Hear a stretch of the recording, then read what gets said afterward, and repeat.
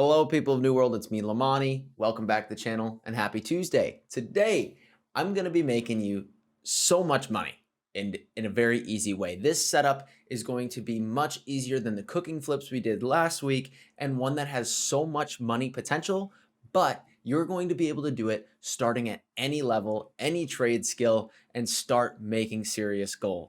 So let's talk about it. Let's get into weaving flipping. The premise of this flip is to take a hot commodity, that being any cloth in the game, and to turn it into infused silk using as many crafting bonuses as possible. So before we get started, there's going to be two big things. We're going to be doing how do you determine which way you'd like to actually obtain your materials, and then how can you get as many bonuses as possible so that you can be ready to do the big craft. The thing with this is you can do it at any level, right? If I craft linen, if I craft sateen, if I craft silk, these are still things that people are going to be buying.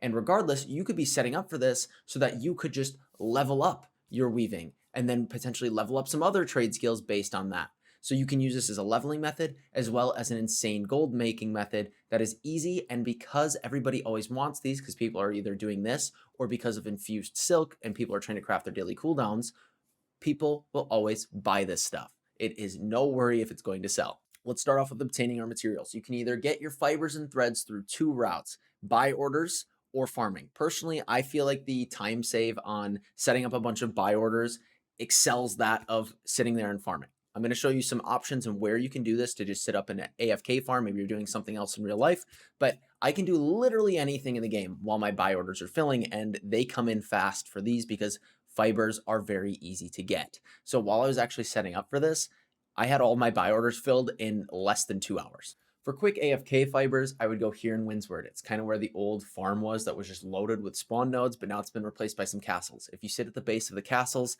there's just a ton of nodes that spawn there. So you could AFK and do something else and just keep coming back and collecting whatever's in your general vicinity. Otherwise, just run around this area. There are so many fiber spawns here and you'll collect tons. For silk threads, go here in Weaver's Fen. This is the most dense concentration of silk threads. They all respawn in this tight little area, so you can collect them, then sit there AFK, collect them again. Or if you want to go collect your wire fiber, then you could collect all of this silk, then run over to the wire fiber spot that's just nearby, and then come back and do your silk, and then go back and do the wire fiber, and vice versa, and just keep going, and that's how you'll get those. It's a tight spawn. There's a lot of nodes in each spot. Then you can just sit there AFK while the things respawn. The goals of this are to sit AFK farming where not many people are. Once you've done that, go through the cycle. Go linen, sateen, silk to infused silk. That infused silk, I crafted about 5,000 of it, and it sells for somewhere around 20 per on each server, and it again depends on the day. You could just, in theory, sell this silk straight up. This is what I would suggest to new players or people who might not have something like armoring maxed out or have another way of using it. So I, in general, for my profit margins, I spent about 25K on buy orders, maybe 30K, and I came out with a straight 100K-ish based on silk. And then you have to think about, okay, now we're going to be also opening up weaving containers. So I had a lot of those to open. Yeah, you'll get a lot of Azoth vials, but you'll be getting scale cloth. You'll also be getting blister weave. So like you could in theory sell those, but the real big one we're looking for is weaving patterns. You can use these weaving patterns for even more profit if you get pretty lucky. So you could just produce a ton of weaving crates and you profit alone on your infused silk. Then go ahead and sell whatever weaving gear is selling for the most on your server, make a couple thousand extra gold based on that. Right there, that is the easiest flip you can come by. It doesn't take the setup like a cooking flip. You just get the fibers, craft the cloth, sell the patterns. Boom, rinse and repeat. So you could start off at, level 1, just running around collecting fibers, taking those fibers, flipping them into linen, then selling the linen if you really wanted to, then setting up more buy orders. And so the whole premise of it is you can use this to level up your weaving and then also make money. So anybody that isn't 200 weaving at this point in New World, if you haven't yet, you basically always net gain on the crafting process. It's pretty nuts. So you can use this to make big gold and level your weaving skill. Now, if you don't want to just stop there and take your profit and hit the road, and you're a gambler, if you have 200 armoring, we have huge profit potential.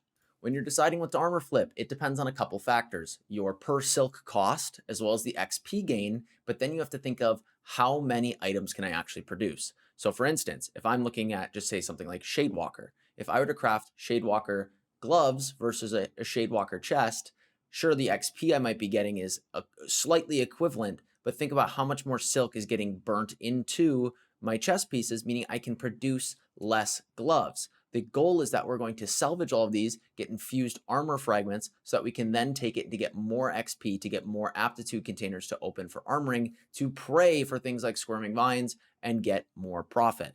So basically, the idea is find something that costs the least amount of silk, still gives you good XP, and you can produce the most of. In my opinion, that was the infused silk gloves. It was costing 4 silk per, and then I would just need 4 quartz leather and 1 iron ingot per. And then what you do is you craft them, you salvage all of them, and recycle any infused silk that you're getting from them to then craft more, and keep rinse and repeating. You're going to keep recycling for a while, so it's going to give you actually a lot more than you'd think. And make sure you have 150 focus when you're doing this so you get a little bit of yield. I'm not quite sure if it does anything with the silk, but it's definitely worth it just to try and to be safe with. And so you'll just keep recycling, recycling, recycling, and you'll get plenty of silk and plenty of crafts and plenty of XP. Then once you're all done and you've done every single thing that you can, salvage every single piece, you are then going to take all of your infused armor fragments and craft the notes. This is a commonly known flip, so I figured I would just add it to the end of this if you don't want to just opt for weaving, but still have a really solid setup to get here. Something like weaving allows us to really have solid gains by itself alone, but as well as then produce this on the back end. So once we've made all of our armoring aptitude containers, what are we going to be looking for? We're going to be looking for things to roll shirking fort, so squirming vines. We're going to be looking for the freedom modifiers. We're going to be looking for any of the anima. Those all sell for a lot. There's a lot of crafting mods in there that sell for tons. For instance, like squirming vines sell for 19k a piece.